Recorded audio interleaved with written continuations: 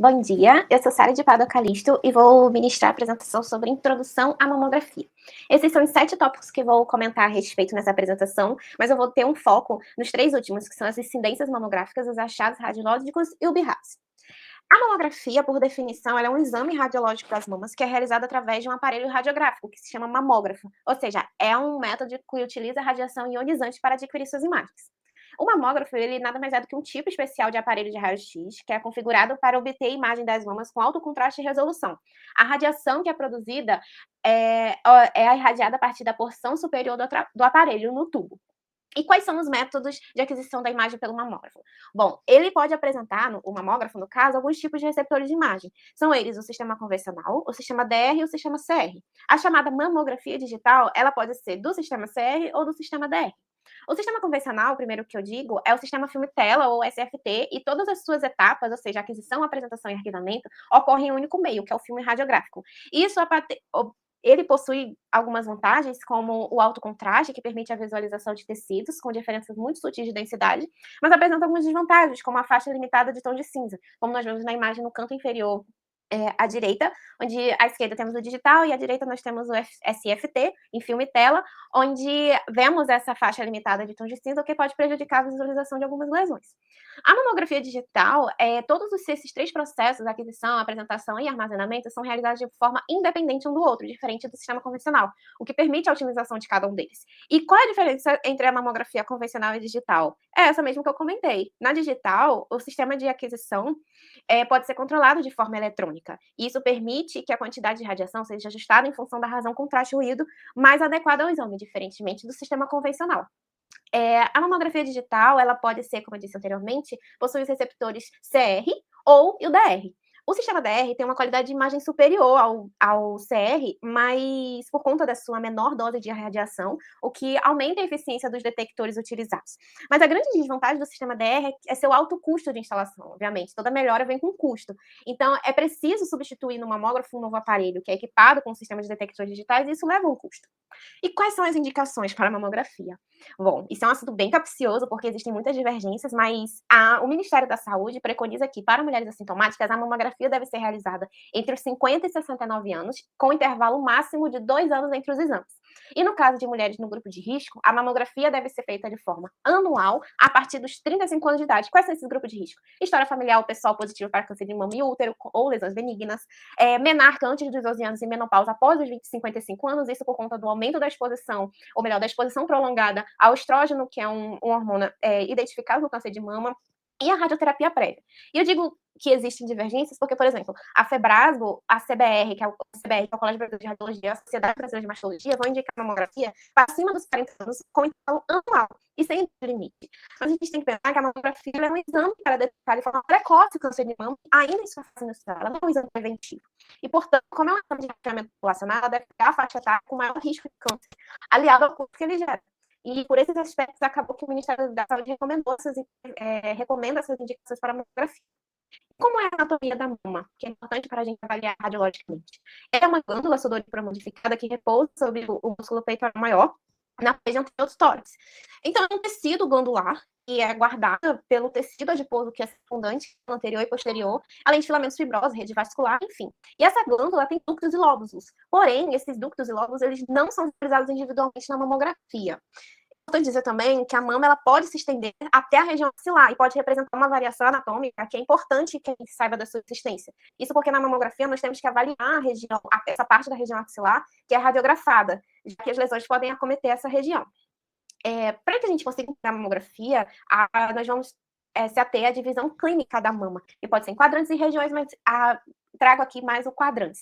Por quê? Quando você traça 2 linhas imaginárias perpendiculares com ambas passando pelo mamilo, a gente divide a mama em quadrantes. E as lesões estão nesses quadrantes e é importantíssimo para que a gente possa identificar. Então, por exemplo, aqui em A, nessa figura 1, circulada em vermelho, se uma lesão se encontra aqui, ela está no quadrante superior lateral. B, quadrante superior medial, aqui o quadrante superior 2, e aqui o quadrante inferior lateral, quadrante inferiores, e o quadrante inferior medial.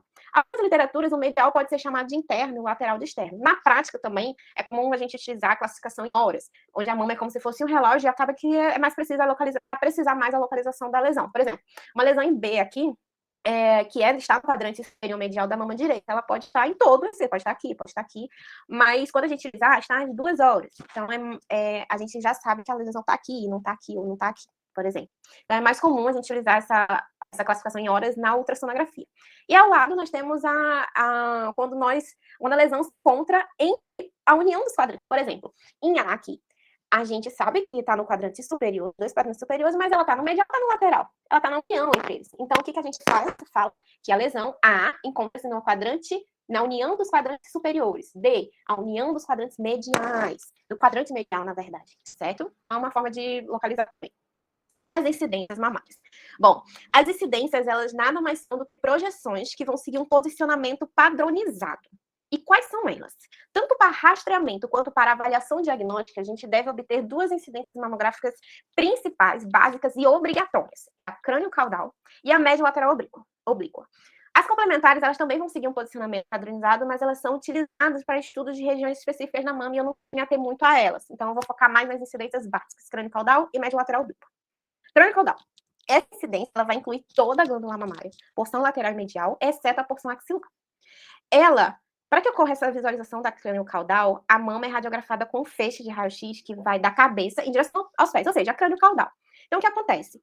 A mama, inicialmente, ela é levantada e colocada sobre o aparelho. Você vai levar o suco inflamamário e vai aplicar a compressão do aparelho. Nessa compressão, a gente vê aqui na foto em C, é feita uma tração da pele. Isso é para que não haja pregas e atrapalhe o exame. Então, novamente, na crânio-caudal em C, o aparelho emite o feixe crânio-caudal. Então, há uma compressão crânio-caudal. Por que estou repetindo isso exageradamente? Porque como é uma compressão crânio-caudal, você vai ter uma compressão dos quadrantes superiores sobre os inferiores. Ou seja, a gente vai conseguir visualizar na incidência crânio-caudal os quadrantes laterais e mediais. Como assim? Inicialmente, vamos falar sobre os critérios de qualidade da crânio-caudal, ou seja, para você, como você avalia essa incidência e ver que ela está adequada para a sua avaliação. Primeiro, a gente tem que ver a parte glandular. Ela tem que estar íntegra, sem cortar nenhuma parte, certo? Aqui é identificado em A. Em B, nós temos que avaliar que há uma inclusão da camada adiposa. E também nós temos que avaliar se há um músculo peitoral maior, mas isso ocorre em cerca de 30% a 40% das imagens. E as radiografias precisam estar simétricas, ou seja, uma ao lado da outra, sem diferenças estruturais importantes. Então, o que acontece?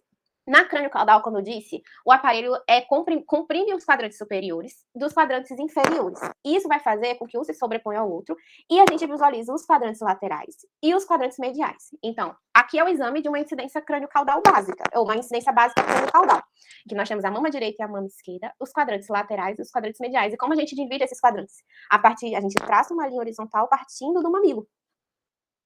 E agora as incidências básicas. Vamos lá. A segunda incidência básica obrigatória da mamografia é a média lateral oblíqua. Ela vai identificar melhor o tecido junto à parede do tórax e a cauda axilar. Ela vai apresentar a maior probabilidade de incluir todo o tecido da mama. Então, vamos lá. Eu não quis trazer aqui todo o processo, passo a passo, desde o posicionamento, para não me estender, mas eu quis trazer essa imagem.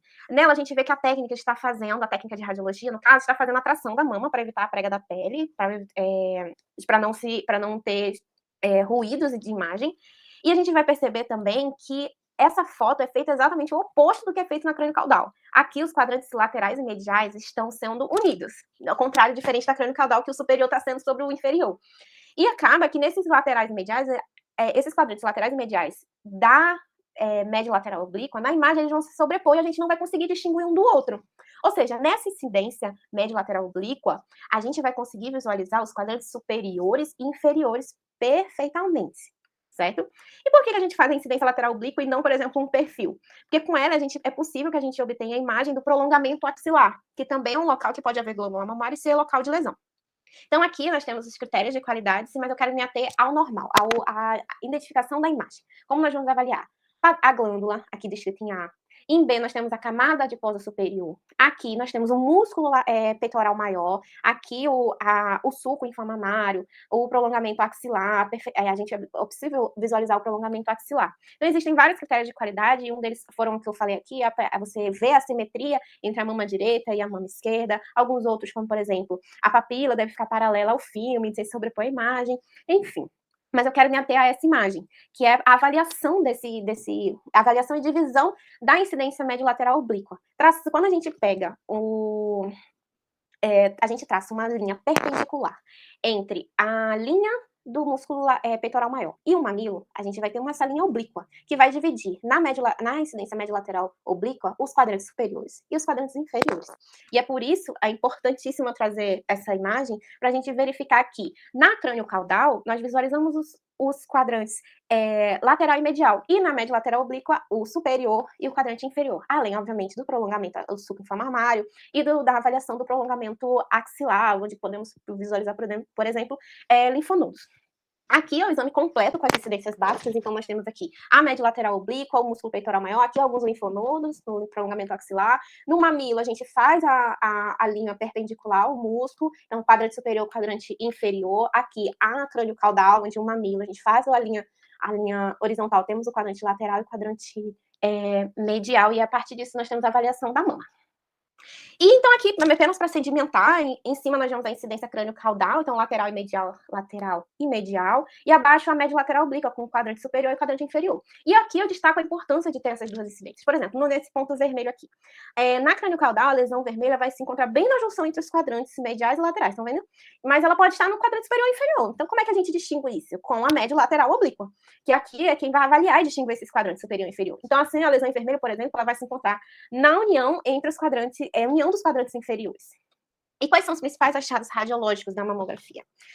A primeira coisa que temos que ver quando a gente pega uma mamografia é checar a descrição mamária, ou seja, se é uma mama densa, predominantemente adiposa ou adiposa. Esses termos eles estão relacionados ao processo de lipossubstituição que ocorre naturalmente com o envelhecimento da mulher, onde o parênquima é substituído por tecido adiposo.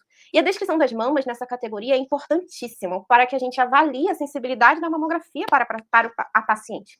A mamografia, ela é um método de radiografia, e assim as lesões principais, por exemplo, nódulos, cistas, elas são radiopacas, ou seja, são brancas, exatamente como aparece a mama, que é mais fibroglandular, que é mais densa, como a gente vê em D. Ou seja, é muito mais difícil você achar uma lesão nesse tipo de mama, o que obviamente vai interferir na sensibilidade do método e na confiabilidade de achar uma lesão e de caracterizar ela. É por isso que a importância, por exemplo, da ultrassonografia para esses casos de dúvidas. Aliás, a ultra é um método que deve vir junto com a mamografia. Então, assim, quanto maior a lipossubstituição, melhor para visualizar a lesão na mamografia. E eu trago aqui ilustrado tudo que eu falei anteriormente. À esquerda, aqui, nós vemos uma manta extensamente fibrótica, com parênquima importante, e aqui a mama totalmente lipossubstituída. E qual é a mais fácil nós vemos a lesão? Aqui ou aqui? Certamente não é uma mama lipossubstituída, adiposa, onde, por exemplo, nós vemos até duas lesões, no quadrante superior, enfim, duas lesões aqui na média lateral oblíqua, quadrante superior e quadrante inferior, aqui na crânio-caudal, ou na crânio-caudal, quadrante lateral, quadrante medial, enfim.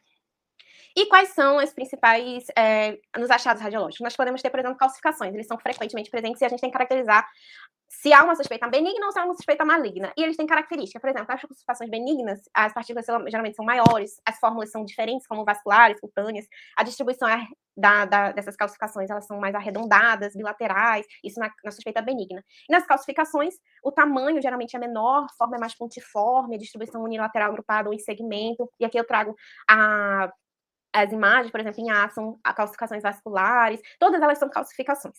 Em B, aqui algumas calcificações suspeitas, por exemplo, em A são calcificações arredondadas e agrupadas, em B, bem sutil aqui, nós temos calcificações pontiformes agrupadas. E, é claro, nem sempre é possível determinar se são benignas ou malignas, e é por isso a importância da biópsia nesses casos. Nódulos, eles são uma lesão expansiva e tridimensional, e a característica mais importante dele é avaliar a margem, ou seja, se ela é circunscrita, se ela é especulada, se ela é indistinta. Então, acaba que aqui em B nós vemos uma nódulo mais microlobulado, em C, mais indistinto, ou seja, não é uma clara definição da margem. E a gente tem que avaliar também o tamanho e as suas formas.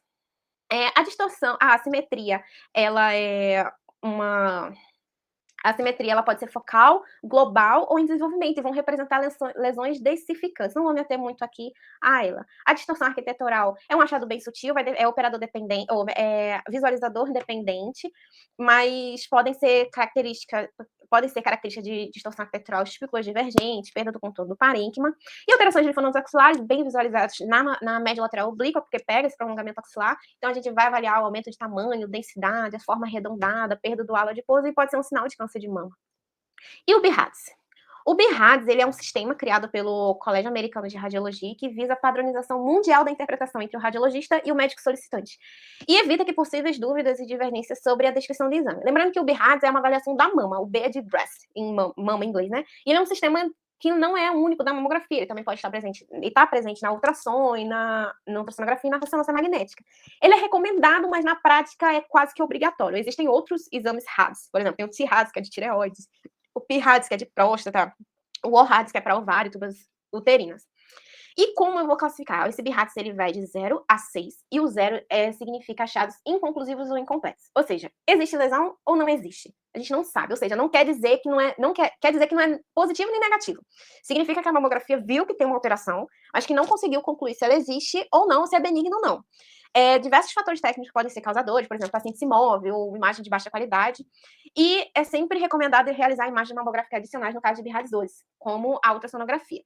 BIRADS 1 é quando o exame é normal ou negativo, ou seja, a risco de lesão maligna é igual a 0, então você vai ter uma conduta de mamografia a cada 2 anos, e na descrição vem mamas simétricas e sem massas, distorções de arquitetura ou calcificações suspeitas. Então, como eu disse, a conduta é mamografia a cada 2 anos, com exceção de mamas densas, como eu disse anteriormente. Por quê? Porque a sensibilidade da mamografia em mamas densas não é boa.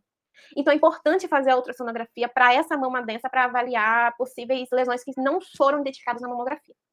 O BIRADS 2, a gente são lesões que são caracteristicamente benignas, são todas essas listadas aqui, e a conduta para o BIRADS 2 é mamografia a cada 2 anos. E quais são essas características? Fibroadenomas calcificados, cisto simples da mama, linfonodos intramamários, calcificações vasculares, lipomas, amartomas, calcificações de olho secretório, e eu trago aqui, por exemplo, a esteatonecrose, que na mamografia vai se apresentar como um cisto oleoso, que é comum em pacientes que submeteram a cirurgia de mama, como redução ou mastopexia.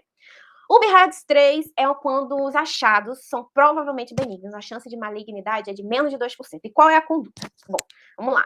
A conduta recomendada é que, já que existe a chance, mesmo que remota, de a lesão ser maligna no BIRADS 3, inicialmente nós vamos repetir o exame após 6 meses. Então, a gente faz o exame, viu que está BIRADS 3, repete daqui a 6 meses. Se a lesão permaneceu sem alterações, nós vamos repetir a mamografia após 6 meses, ou seja, 1 ano após a primeira mamografia. Até agora já foram 3 mamografias no total dessa pessoa. Aí, nessa terceira, se não tiver alteração, nós vamos repetir a mamografia após 1 ano, ou seja, em 2 anos depois da primeira radiografia, da primeira mamografia. Se essa quarta mamografia vier sem alteração, com a lesão estável, esse paciente é classificado em BIRADS 2 e vai seguir como BIRADS 2, ou seja, mamografia a cada 2 anos, conforme o Ministério da Saúde preconiza. Certo? O BIRADS 4 ocorre quando os achados são suspeitos para malignidade.